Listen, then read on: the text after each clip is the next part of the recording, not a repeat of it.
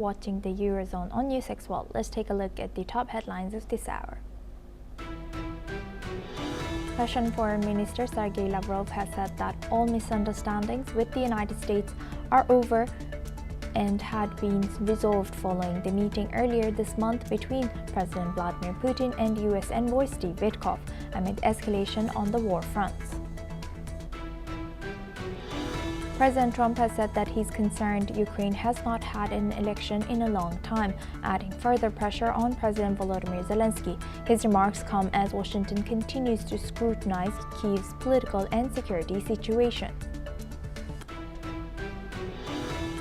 Ukraine's president has said that intelligence shows Russia and China are moving to intensify cooperation, including in the military-industrial sector. He has said that Russia is even ceding elements of its sovereignty to Beijing as their partnerships deepen.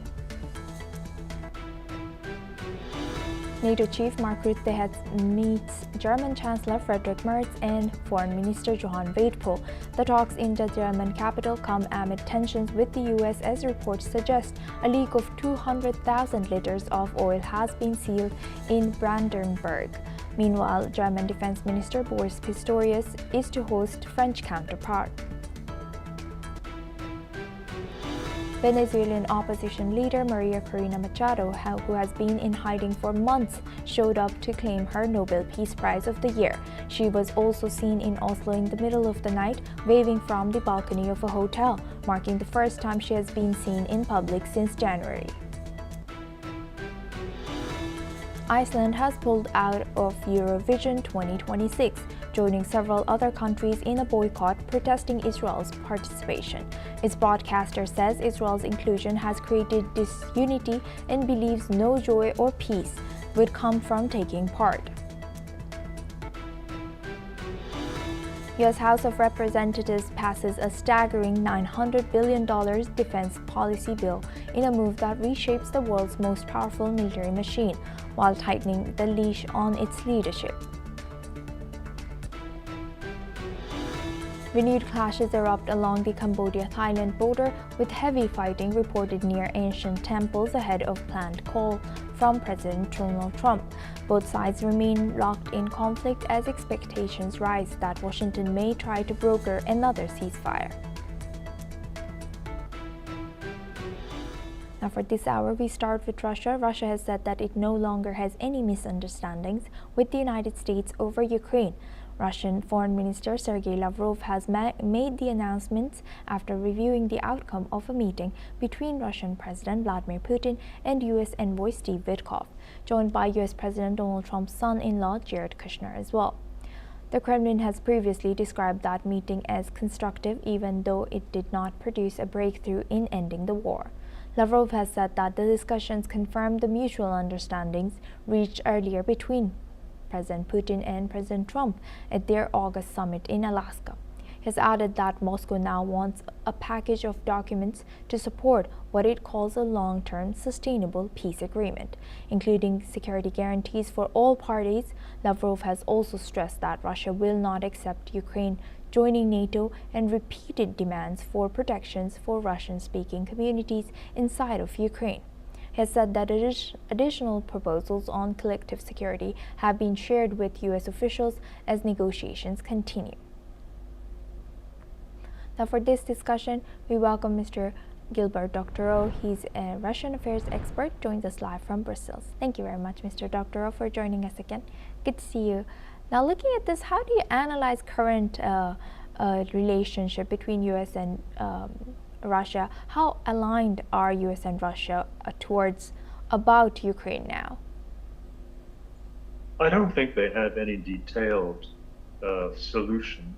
They don't have a draft peace treaty. What they do have is a directional understanding of what, roughly speaking, this peace should look like. And if Mr. Lavrov says what he said today, it is because I'm sure there's a nod from the United States to be more forthcoming about the extent of their agreement. This is possible today, where it was not possible, say, 2 weeks ago, because in the intervening period, we have the open split between the United States and Europe over the war and what are the terms of its conclusion. That was precipitated by the issuance last week of the new national security strategy document. So in this time of greater transparency, when the United States has tipped its hand and shown that its highest priority in international affairs is to regularize its relationship with Russia and see Russia reintegrated into the collective West business community, the Russians can allow themselves the liberty to say what Mr. Lavrov said, that the sides are very close in their understanding and how the war should end. Yes, and how do you analyze Ukraine and US? How do you think, how aligned are they? Well, they aren't. Of course, the biggest issue is what Mr. Zelenskyy insists on again. And this came up in his most recent statements about his readiness to hold elections, as the United States is demanding, subject to the United States and Europe providing security guarantees. And there you have it. He's trying to insert into this question, which is quite remote from a solution to the war. It's only one baby step towards a solution. He's trying to insert into that what has been his fundamental demand from the start, which is essentially that European and American troops should be stationed in Ukraine, which would necessarily mean that they become co-belligerents and the war will continue, and he will have to decide NATO armed forces. That's what he wants. He will not get it. And how the United States will solve this, how they will square the circle, remains to be seen. But I don't believe that Mr. Zelenskyy will be around very long to see the solution to the end. Right. With that, I would like to thank Mr. Dr. O for sharing that. Please stay with us as we come back to you. Now we stay in the topic. The Kremlin has confirmed Russia's openness to foreign investment following reports on U.S. President Donald Trump's peace plan for Ukraine.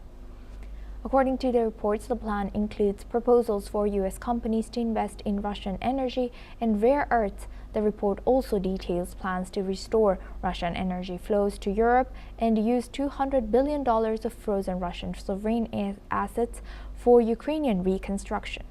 Kremlin spokesperson Dmitry Peskov has declined to comment specifically on this asset proposal, but reiterated Russia's interest in foreign investment.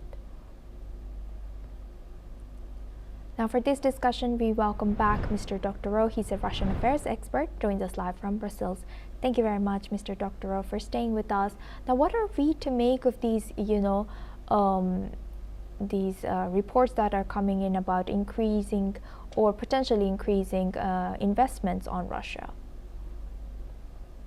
Well, the idea that the United States government will encourage investment in Russia, that takes us back to Mr. Nixon's détente, the notion of government prodding business to invest in the Soviet Union in the 1970s. That was a significant part of the détente or rapprochement or drawing closer, normalizing relations with the Soviet Union. And so it is not surprising that a similar point comes up today. Let me just reemphasize that the United States and Russia do not have natural trade interests. That is somewhat overstated, and I understand why. Mr. Trump always likes to look at the very optimistic side of things and to present a compelling argument for this normalization in commercial terms, because it's quite innocent sounding. The real reason for the American interest in normalization with Russia is not commercial. I don't believe any of these investments will be of vast size. And American companies already have a lot of experience with the Russian energy sector. It's not a game changer. The main point in a détente is global governance. And it is pretty clear from the recently issued national security strategy document that Mr. Trump wants to see global governments governance shared between the three major powers. With possibly the fourth power being India. But the three major powers that come to mind first are Russia, China, and the United States. So this is what it's all about. And it's a talking point to say we'll do a lot of trade, but I don't put much stock in that. Right. With that, I would like to thank Mr. Doktorov for sharing that as a Russian affairs expert. Please stay with us as we come back to you for our next discussion as well. Now, moving on, U.S. President Donald Trump held a discussion with European leaders over the ongoing war in Ukraine. On a call with British and French as well as German leaders, Trump has said that they had pretty strong words on the situation. Trump has also warned that new Ukraine meetings risk wasting time, while the White House has pushed Kyiv to reach a quick peace. Ukrainian President Vladimir Zelenskyy remains hesitant, particularly over a US-backed peace plan seen as favorable towards Moscow. Meanwhile, France, Germany, and the UK are working on refining the peace proposals with a focus on security guarantees for Ukraine. Separately, Zelenskyy is set to meet with US officials today to discuss the draft peace plan and future reconstruction efforts. Now, for this discussion, we welcome back Mr. Gilbert Doktorov. He's a Russian affairs expert, joins us live from Brussels. Thank you very much, Mr. Doktorov, for staying with us. Now, looking at all this today, how close do you think we are to peace ceasefires between Russia and Ukraine? I think we have to wait for what happens on the 18th and 19th of December here in Brussels. The Russian military gains on the ground are very significant. They are pushing this war to its end, and the capture of the important logistical and fortified city of Pokrovsk is one indication of that. Mr. Trump is using enormous efforts to bring the sides together and to overcome resistance from Europe. But the real issue will be resolved here in the next week, when we deal with the question of how Europe can continue to assist Ukraine and maintain the war if it has no financial resources itself to put up.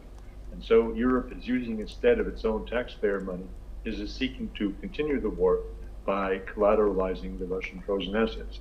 That issue comes up for discussion in the European institution that is the second executive here, standing next to the European Commission. I mean the European Council, which is the assembly of all 27 heads of government and state. They will meet here, and they will be receiving a proposal from von der Leyen to do precisely that, to collateralize the Russian frozen assets and to make available to Ukraine 145 billion euros over 2 years to maintain the war effort, to keep the officials and the soldiers of Ukraine receiving their monthly salaries. So it is critical for Ukraine to stay afloat that this loan effort goes through. If they don't get it through, and I believe they will not, then Ukraine will sink like a stone in February and March, and all discussions of the terms of compromises to be made over land are not utterly irrelevant, because Ukraine will sink like a stone, and whoever speaks for Ukraine will have to accept whatever terms the Russians offer them. But it is important to note, and I want to make this point because very few people think of Belgium. It's a small country and irrelevant, except that it's going to decide whether the war continues or not. Yeah, that is very powerful indeed, and you are there. We will like to hear from you again. With that, I would like to thank Mr. Gilbert Doktorov for joining us today as a Russian affairs expert and sharing that insight. Now we move on to our next news. The Russian Defense Ministry has said that its air defenses have shot down 3 more drones flying towards Moscow.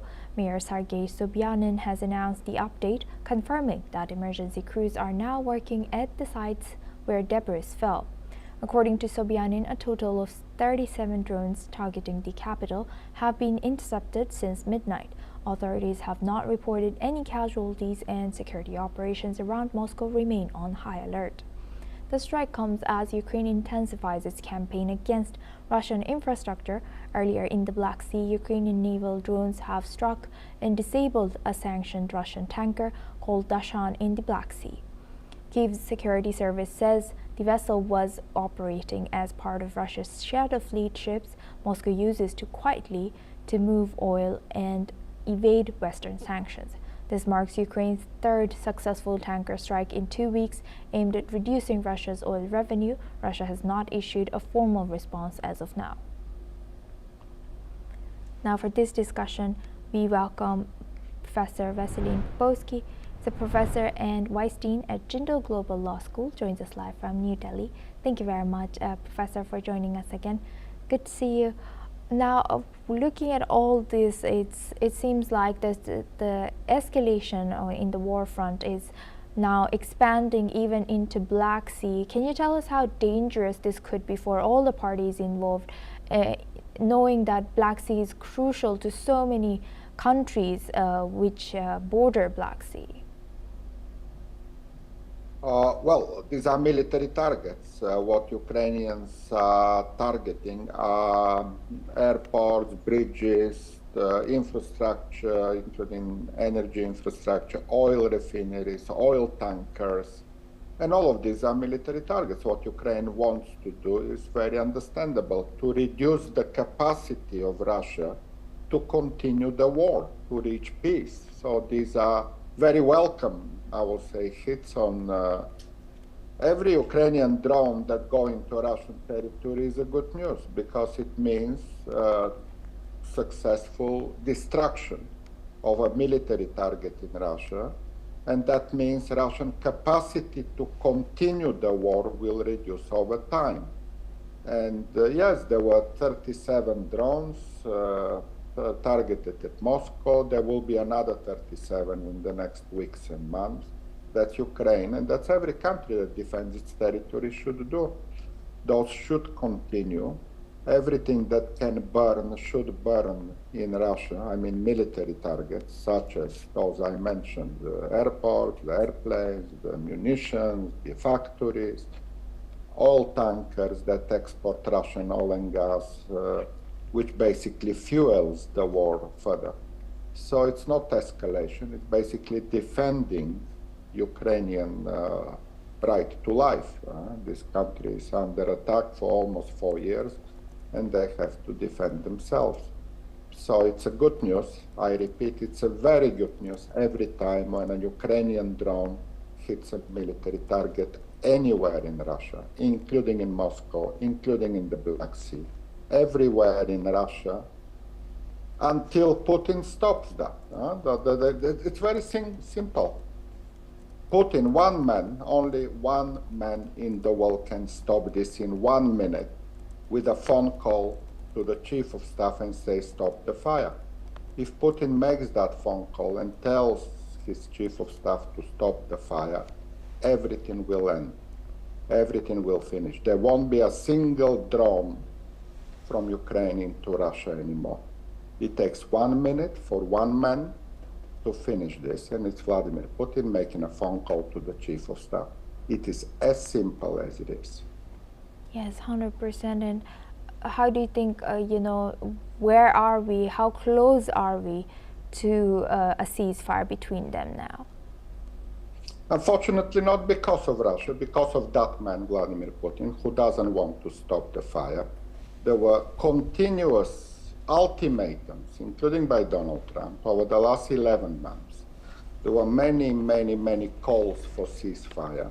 Ukraine accepted all of them. Russia didn't accept any of those. So the blame goes in Moscow, in Kremlin, everything is in the hands of Vladimir Putin. So how close are we depends on one man, Vladimir Putin, but he doesn't look like wanting that. He wants to continue the war. And for him, it looks like this war is a war of survival. He cannot imagine a Russia without war. Cannot imagine Russia without enemies. He cannot imagine Russia with human rights. He cannot imagine Russia as a democracy. He wants to rule Russia forever and to exploit all the Russian resources forever. It's again simple as that. The war will finish when this man, Vladimir Putin, makes that phone call, or when that man, Vladimir Putin, is no longer there.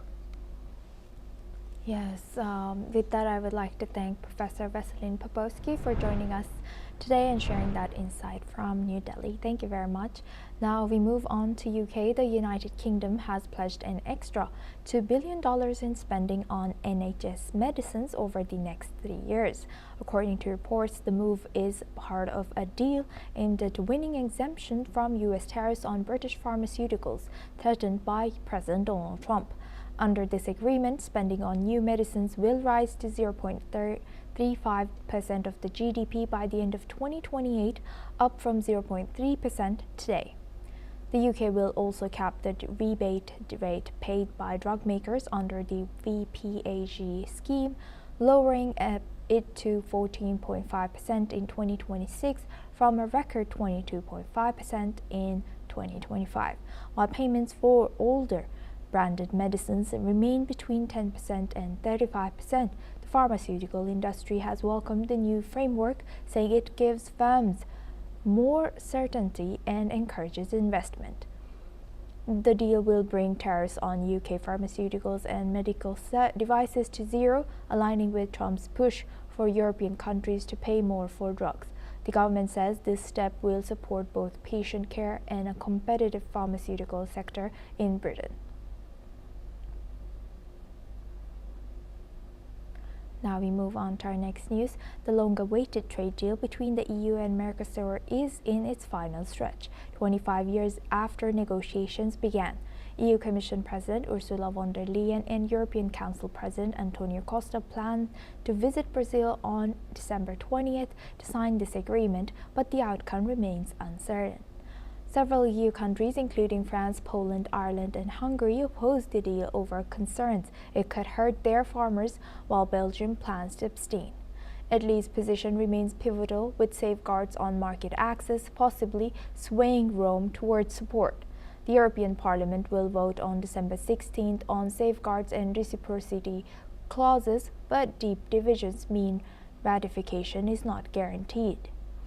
Diplomats warned that failure could cost the EU strategic market access, while Mercosur partners grow increasingly impatient after decades of negotiations.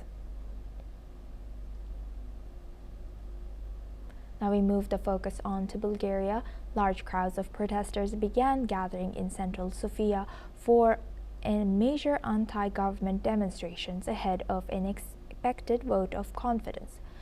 The government recently withdrew its 2026 budget plan following nationwide protests against their planned tax hikes to finance the higher spending. Recent protests have seen scuffles break out between police and demonstrators. Protesters gathering near government buildings demanded the government's resignation, and some signed a petition for the government to step down. Bulgaria's parliament will hold a vote of no confidence for the government of Prime Minister Zelenskyy, the sixth such vote since it took power on January 15 this year. Let's in fact listen into what some of the protesters have shared.